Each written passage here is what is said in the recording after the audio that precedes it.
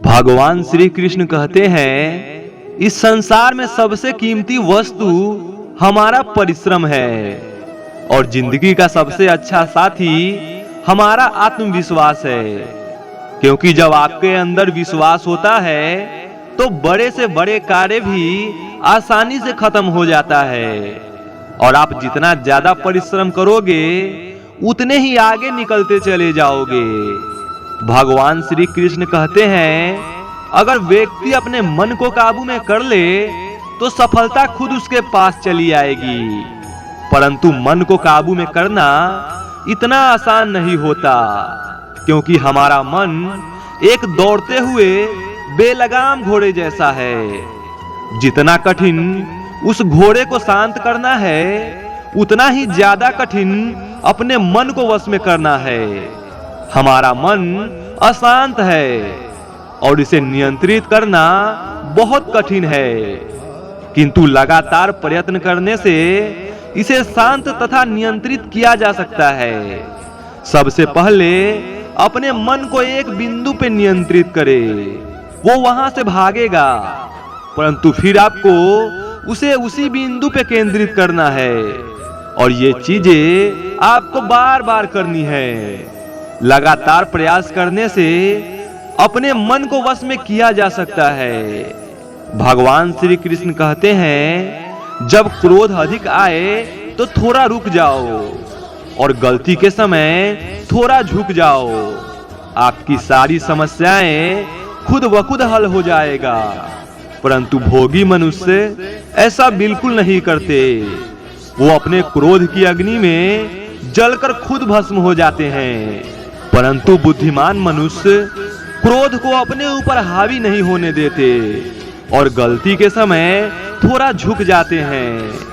भगवान श्री कृष्ण कहते हैं, एक बात हमेशा याद रखना, सत्य की नाव डगमगाती जरूर है परंतु वो कभी नहीं डूबती।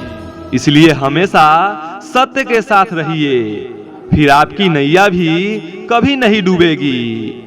मनुष्य को ये अभिमान नहीं होना चाहिए कि मुझे किसी की जरूरत नहीं पड़ेगी, और ये वहम भी नहीं होना चाहिए कि सबको मेरी जरूरत पड़ेगी, वरना 100 लोगों के बीच होते हुए भी अकेले महसूस करोगे। भगवान श्री कृष्ण कहते हैं, अच्छे कर्म करने के बाद भी लोग केवल आपकी बुराइयां ही याद रखेंगे।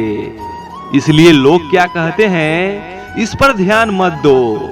आप केवल वही करो जो सत्य हो, फिर आपको किसी को विश्वास दिलाने की जरूरत नहीं पड़ेगी। क्योंकि जो सत्य के राह पे होता है उसका समय कभी खराब नहीं होता।